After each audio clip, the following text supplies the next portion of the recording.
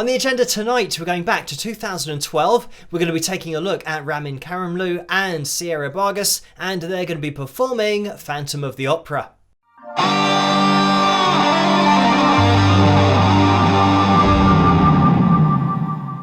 Hello, Phil here from Wings of Pegasus, and welcome to another analysis video. If you enjoyed this video, please give it a thumbs up and subscribe. So, with this particular request, there was a question of whether Sierra's voice, when she applies her vibrato, whether she goes sharp of the note or not. So we're going to be addressing that, but also just the differences between contemporary vocals and classical vocals, musical theatre, as we have in this case, and when we're breaking things down, we are going to be jumping into the isolated vocal, and I have run it through pitch monitoring software. So there's a link in the description below, as always, if you want to watch it the whole way through without me interrupting. And I strongly suggest you do that just to get a vibe for the overall performance, because it is such a fantastic performance. But let's jump into it.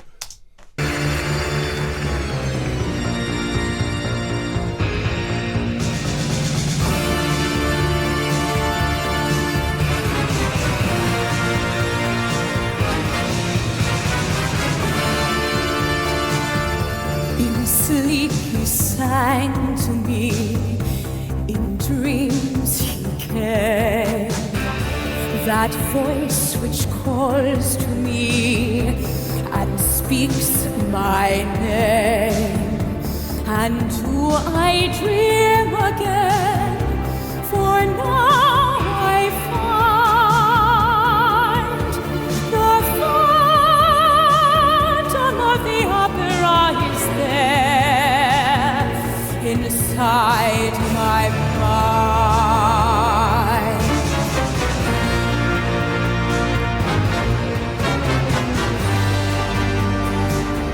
Sing once again with me our strange duet.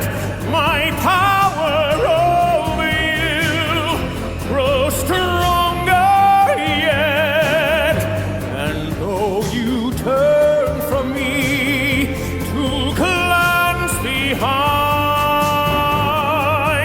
the phantom of the opera is there inside your mind.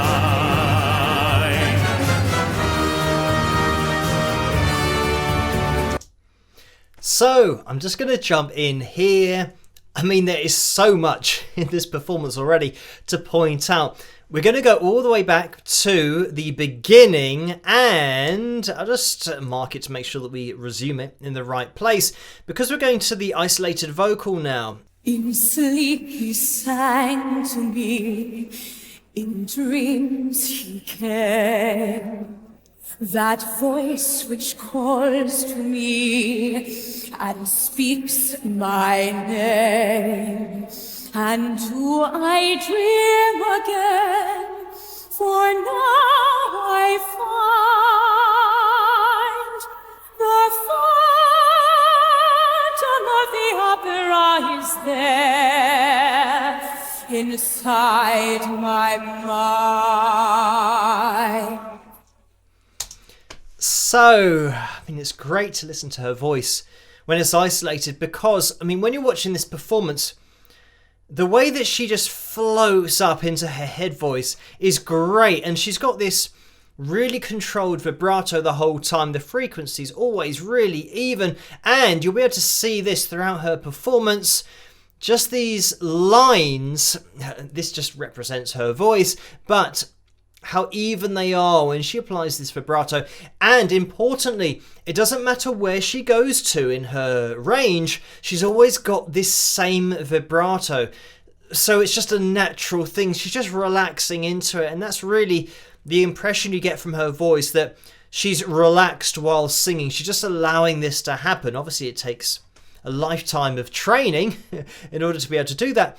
And this is something that, when we're talking about, you know, contemporary singing and singing that you might hear in the mainstream pop charts and all that kind of stuff, you're generally not going to get, first of all, a wide vibrato, as we can see here, I mean, this isn't super wide, but it's definitely sharp of the note, and that answers the question that came with this request. Does she vibrato above the note? And pretty much for classical singing technique and, you know, for opera and musical theatre, I don't think you're ever really going to see somebody applying vibrato just below the note, which is something you get in contemporary music all the time. But when we now have a listen to a classically trained voice and the way that this sounds, listen to this in slow motion.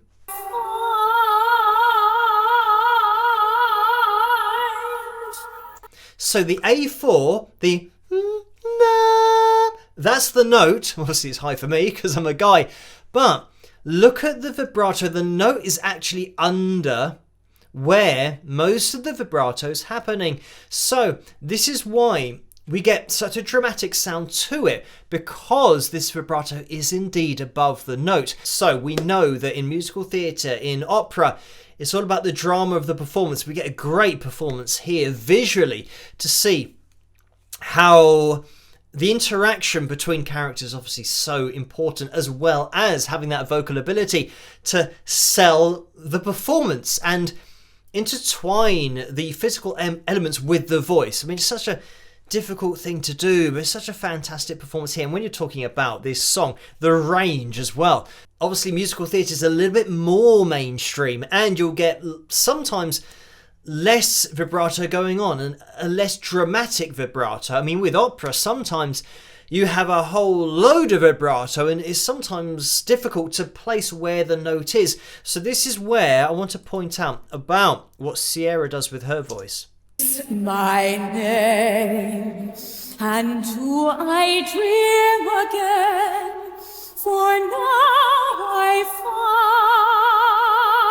find. She has this reference to the note just at the beginning of her vibrato, so she doesn't go straight in there. And what can happen is sometimes when a singer's going straight into vibrato, you lose the reference point as to the note that she's hitting. Of course, this is an A4, and we know that she's vibratoing above the note, but we get the reference point first and then get the vibrato above. Sing once again with me, a strange duet. And again, when we're listening to this vibrato, you can see here the D4, we're going above the note. And I'm just going to play this in slow motion. I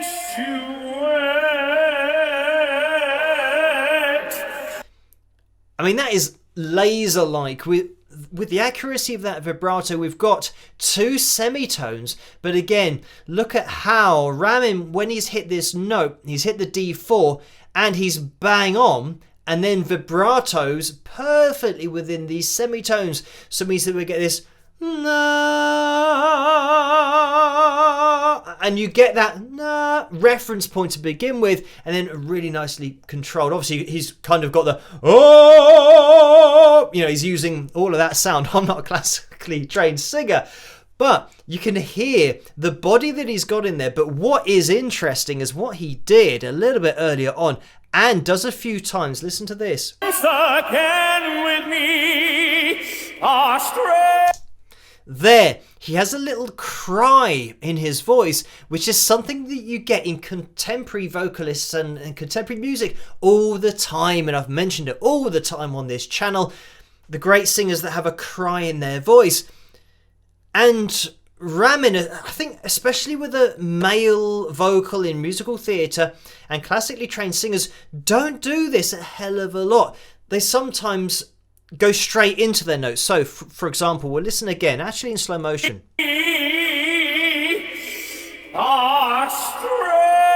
You hear how he starts way above with a cry, and then goes down into the note, now in chest voice, and that cry is like releasing into head voice just for a split second. When you're listening to a male vocalist, a lot of the time you kind of get this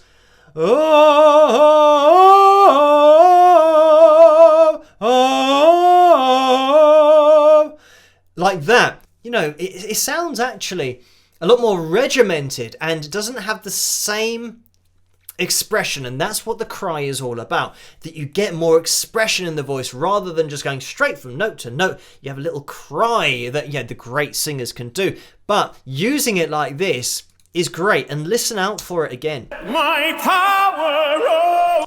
Again, there we had it. Listen to it in slow motion. My power.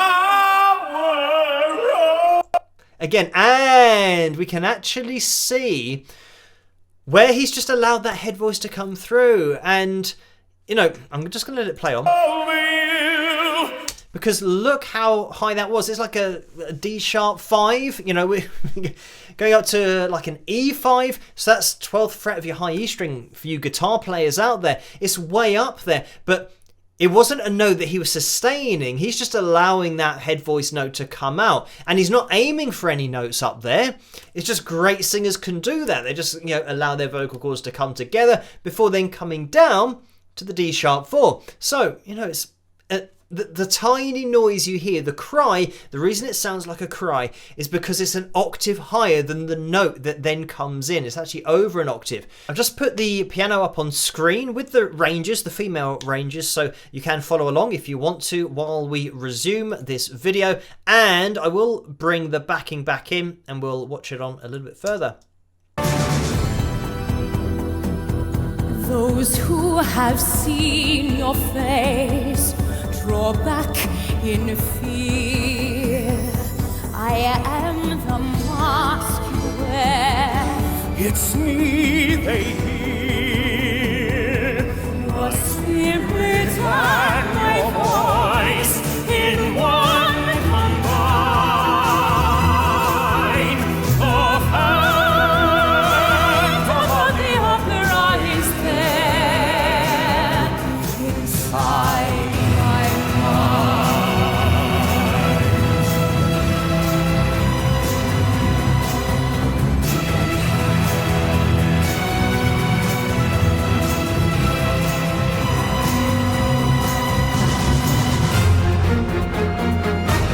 in all your fantasies, you always knew that man and mystery were both in you,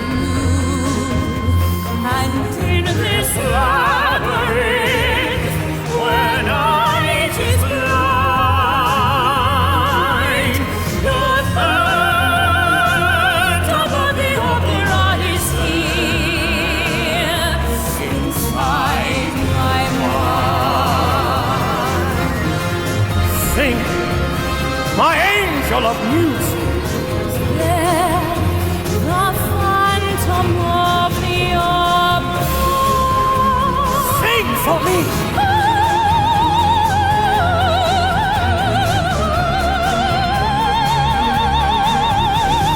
Sing.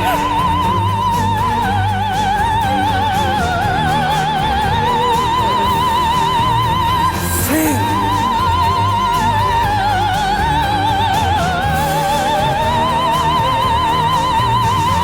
Sing.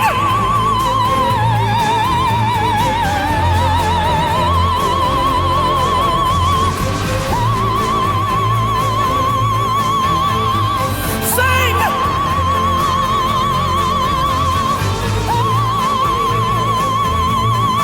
Sing for me.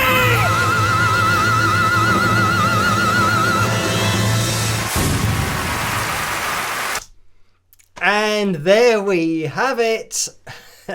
I mean, this song obviously has such a huge range.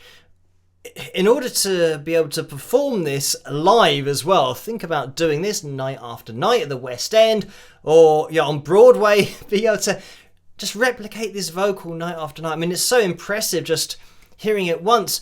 But when we look at Sierra's vocal there, when I said about her consistency with vibrato, I mean, obviously, here we've got the E6 and the F6, so just crazy high. But what I love about her voice is just her release. I mean, every time that she hits another note, it just sounds so easy. Like she's just could keep on going endlessly. And here we do actually drift quite a lot sharp. So this would have been an A sharp 5, but this vibrato, let's take it back and we'll have a listen to it, because you'll be able to hear how, and even see over here, how we're above the note and we keep that vibrato going above the note consistently. Let's have a listen.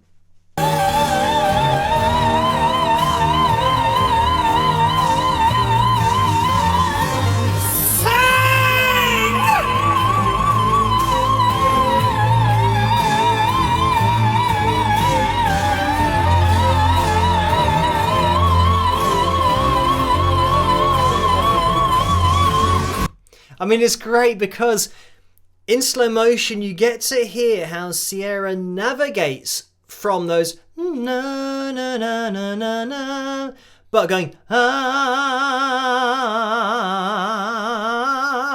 and keeps that vibrato going the whole time. But obviously it's a lot wider than that.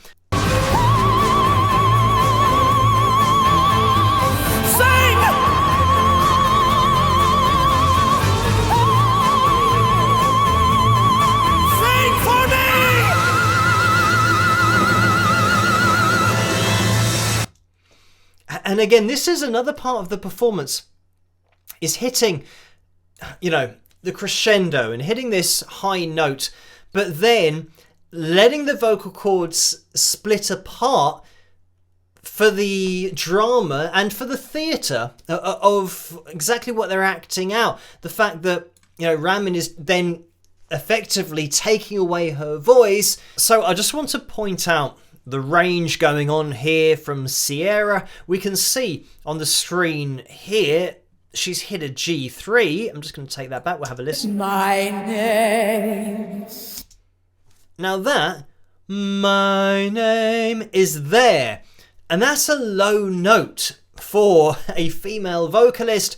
And just to point that out, down at the bottom of the contralto range, we've got an F3. So the F3's here. We then go up to the F sharp, and then we go to the G. And we know that we just heard a G3. So the G3 is right the way down here that Sierra's singing. And the high note of this song is an E6. So if we're looking at my arrow on the screen, if you can see this, I'm going to keep moving up all the way up here. And, you know, by the time we get to here, this would be an impressive range just in itself. But we keep on going up and up and up and up and up. And you'll be able to see already top end of the soprano range is the C6. And then we go to the D and the E here. And I did say, actually, the F, because here, this is where she's actually sharp of the E6 and is going up into that F6 because of her vibrato. So she's still got all of this range up here if she wants it as well when she releases into that. So this range that she's got, she's doing all of the female range classifications and some. You know, she's adding to the top end of the soprano range. And, you know, when we're looking at here, just a couple of semitones from the bottom end of the contralto range, it means that, yeah, she's just covering everything. This is the thing about this particular song, is to find a female vocalist that can do it is going to be rare, but then to find a female vocalist who can sing this well and, you know, put in all of the drama, because, you know, that's a whole other side of it. But then to have the control that she does, the release that she does when she gets up to this just insane, you know, top end. I mean, it's just such an impressive performance. Classically trained singers have perfected their art form of singing and perfected the use of their bodies and their vocal cords and their musculature in order to produce this voice. So this is why when you compare a classically trained singer to a pop artist, for example, that pop artist might have started singing when they were young, but they haven't trained day in, day out for a lifetime. And more often than not, when you're talking about, you know, very popular artists, they might play the guitar, they might play drums, they might play bass, they might play keys, and they might sing at the same time. They might write songs.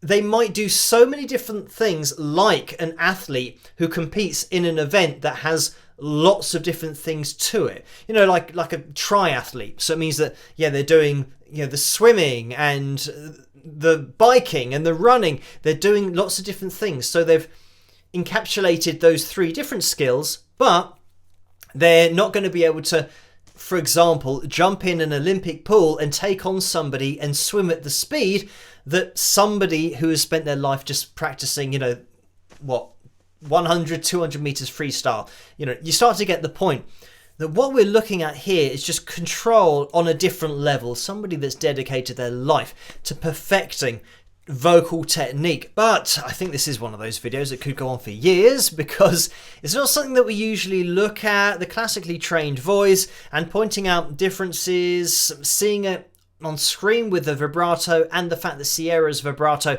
is indeed sharp, which was part of the question for this particular analysis. But anyway, thank you guys for requesting this particular video for me to take a look at. As always, keep those suggestions and requests coming in the comment section below. Let me know what you guys think, and if you did enjoy this video, please give it a thumbs up and subscribe, and I'll catch you guys at the next one. Rock!